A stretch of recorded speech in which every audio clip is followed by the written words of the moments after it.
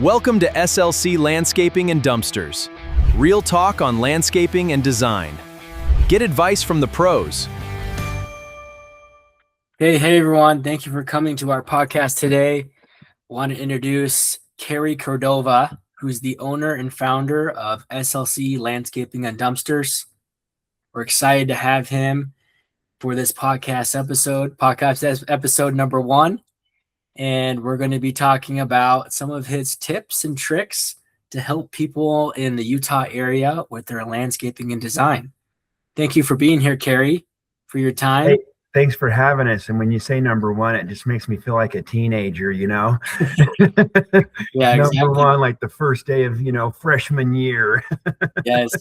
Number 1 with many more to come, because Kerry actually has a wealth of knowledge in his industry.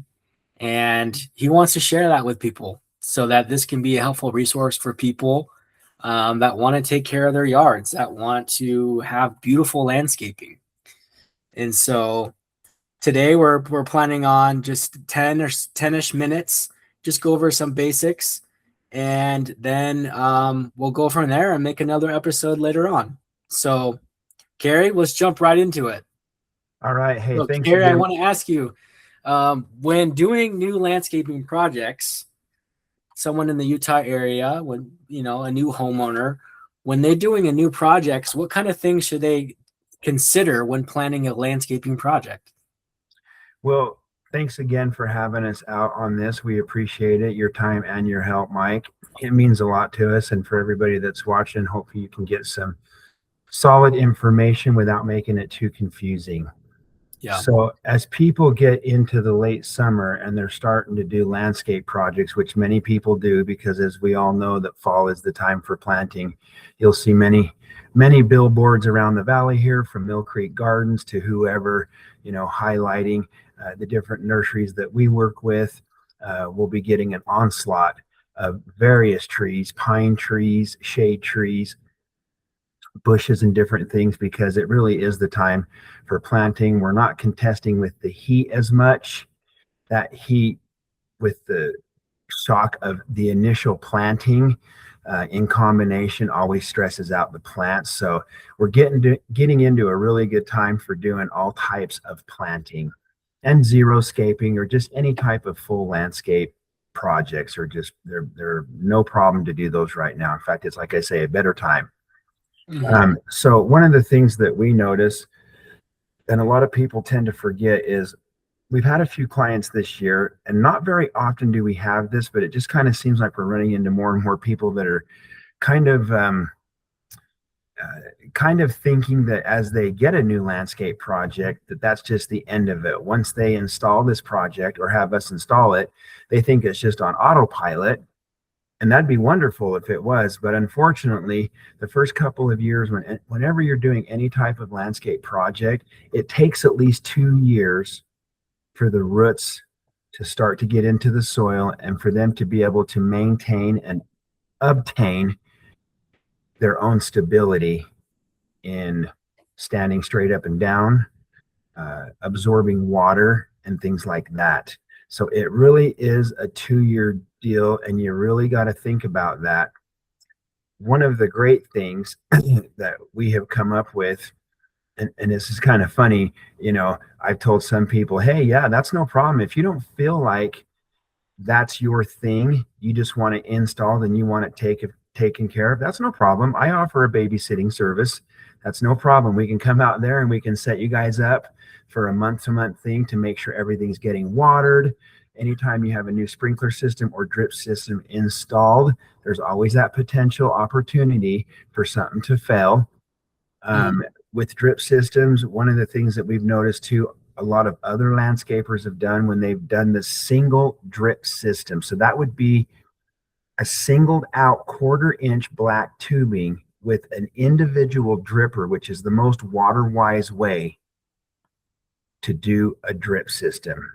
Mm-hmm. When we see people doing that, what ends up happening is they end up having the dripper heads buried when they do their top dressing in their beds after their trees and plants have been installed, whether it be rock, mulch, or whatever.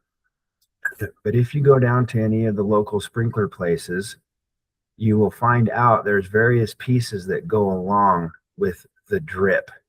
It's the 1/2 inch main line, then you have your 1/4 inch tubing with a little stake with a colored emitter that emits a certain amount of gallons per hour onto the bushes or plants.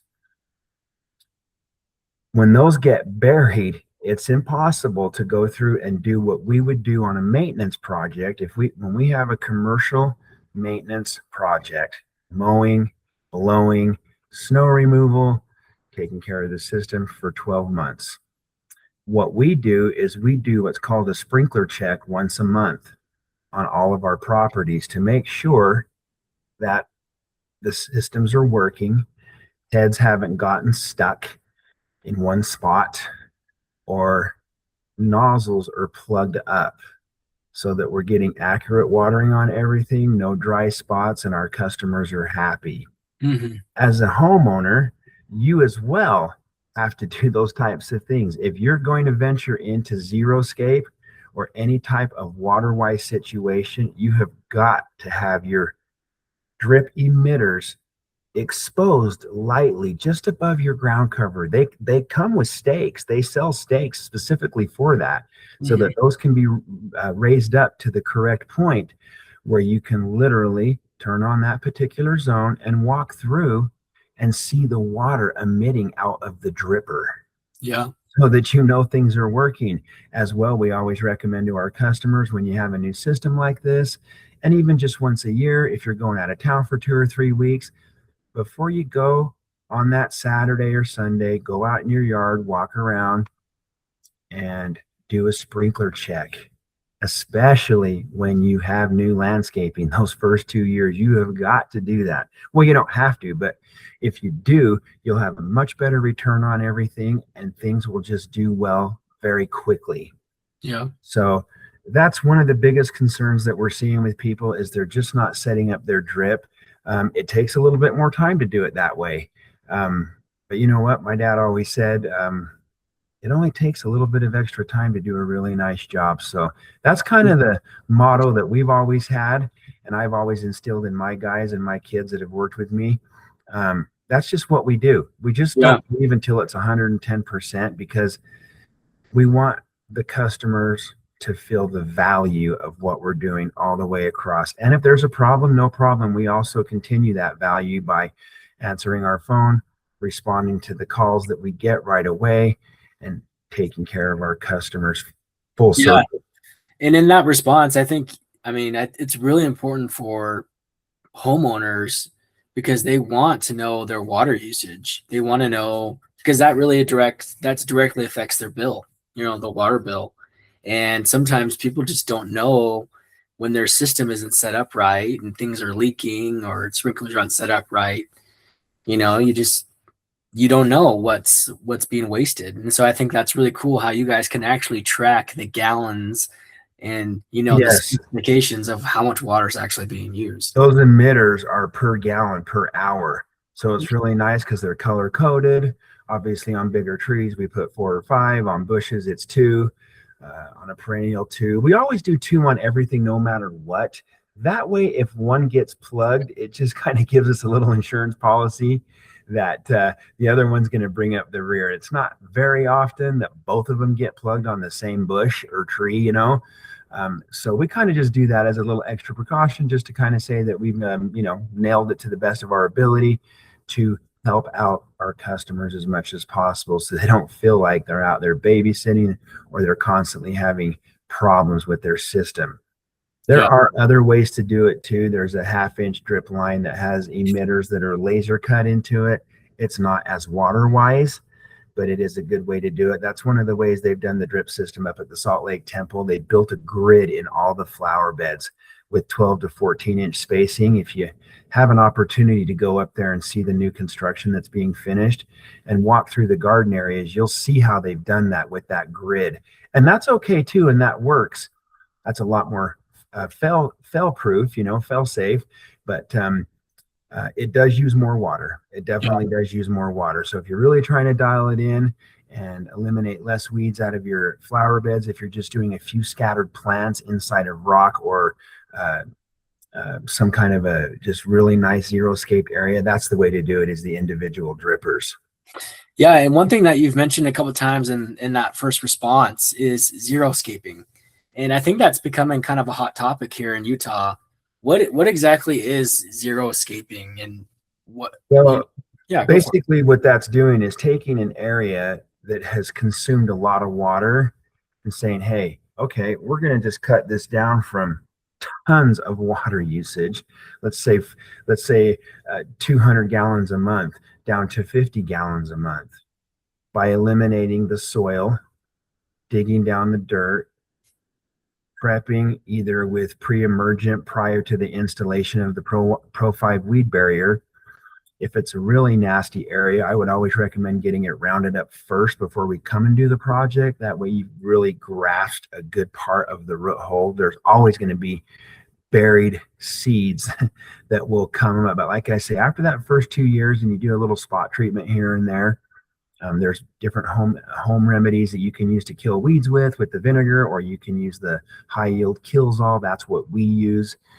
We purchased that at Steve Regan. It is available online, but you can get it here in the Valley as well.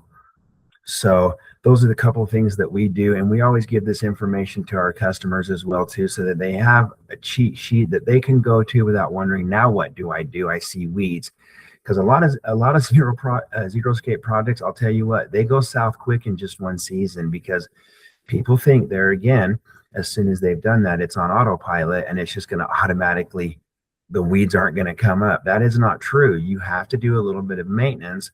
Like I say, especially the first 2 years, if people just remember that, hey, after the second year, you're going to have a grasp on most of the weeds. Yes, you will get a few here and there, but it will be minimal. You'll have this thing dialed in after a couple of years to where it's a real minimal maintenance project for yourself. Something of value, and it looks good. I have my yard completely xeriscaped in the front and it looks great. I spend just a short amount of time every couple of months or 3 months, just zap it real quick with the high yield, just a few weeds. Mm-hmm. Never pull any weeds. Occasionally I'll pull a weed just to make sure my neighbors think I have a weed. I'll do the actual bend over and just make sure, That's awesome. Cool. Well, we're coming up on 10 minutes, but I want to ask a couple more questions here. One thing that I think homeowners would find value is talking about how to stake up trees. A lot of people like to plant trees. It's a really cool feature. But how do you properly stake them up? How do you take care of them that way? You know what? It's kind of interesting that you say that. Multiple people will use 2 stakes. And if you actually look at the proper staking method, that is incorrect. It takes 3 of the wooden stakes, even on a 2-inch tree, which is a very common sized tree that's planted here in the Valley for commercial or residential, because they kind of hold themselves already. Or a B&B tree, as some people would refer to as bald and burlap. So really what it takes is the 3 stakes. So initially first, what you're going to do is wherever your ball of your tree is, you're going to go on the outside edge of that ball. The first stake is going to be when you grab the tree and you can put a little tension on it just to bring it back to get it straight. That's the first stake. Okay. Then you're going to use those rubber, it's kind of like a rubber bungee that's designed for those. You can get them everywhere at the nurseries and stuff. So you'll stake that one up about 2/3 of the way up on the tree. Then you put the next stake in. So wherever way it's leaning a little bit, then you'll put that next stake in, and then you'll stake it just about halfway up the tree. Then you put the 3rd stake in, and what that does is you'll stake that up just maybe 2 feet above the root ball. And that 3rd one, oh man, it just stabilizes that tree. And one of the benefits to that is every time the wind's blowing and it's rocking the taproot, which is the main root hold, what that's doing is that's stressing out the tree. So what's going to happen is the tree's just not going to produce as quickly. So you're not going to get the return on it as quick as you would if the tree is properly staked, has the right amount of soil conditioner or premium organic topsoil mixed into the existing soil and planted correctly, so that when the water comes, it runs down as well. When you're staking that, what you're going to want to do is you're going to want to make a dirt well around the outside edge of the stakes. Okay.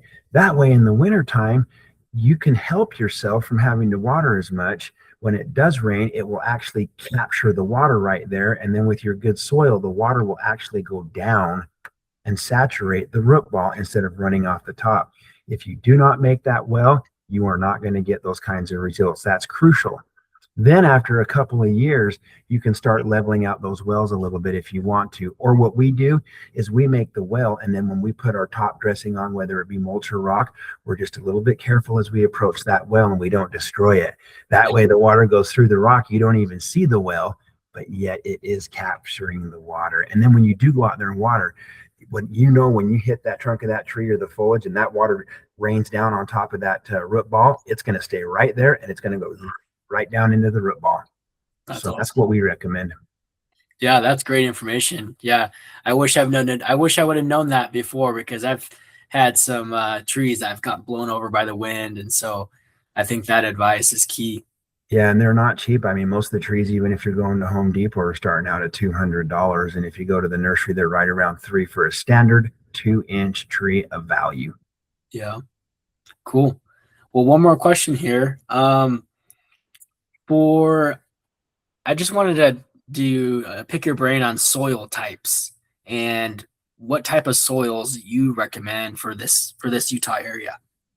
Well, what we always do, and it just has seemed to work the best from planting your garden to planting these trees, is what we use, as I mentioned earlier, is the premium organic topsoil. Now, this soil, if you want to have an amazing garden, you put your beds and you just fill it with 10 inches of this or a foot of this premium organic topsoil, nothing else. And you plant your seedlings in there, or seeds, or whatever you get, however you do it.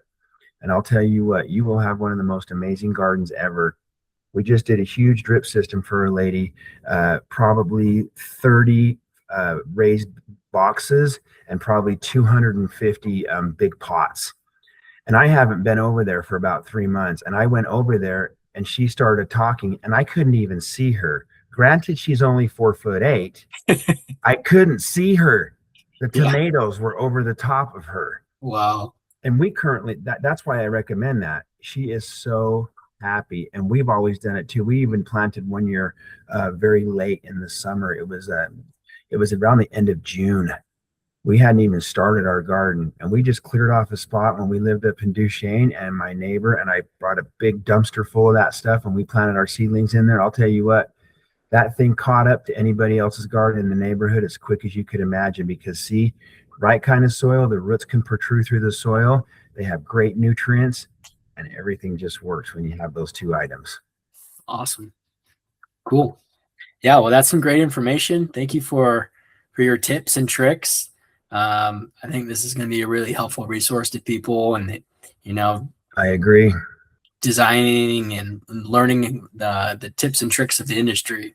Yeah, well, I've been doing it for 36 years, and I've done it everywhere from Heber to Colville to Salt Lake to St. George, so Park City, everything. So I've had an opportunity to deal with all different kinds of rocky, washy soil in Oakley and Peoa, like you just can't even imagine. It was so rocky. And I'll tell you what, I've experimented with a couple different kinds of soil, and this one just seems to hit it big time, the premium organic topsoil. Awesome. Well, cool. Well, if anyone wants to dig more into Kerry's brain and get some information, you can always visit his website at slclandscapinganddumpsters.com. You can reach him there directly. And we'll go ahead and close this podcast, and we'll do another episode coming up soon where you can get more tips and tricks. So thank you so much, everyone.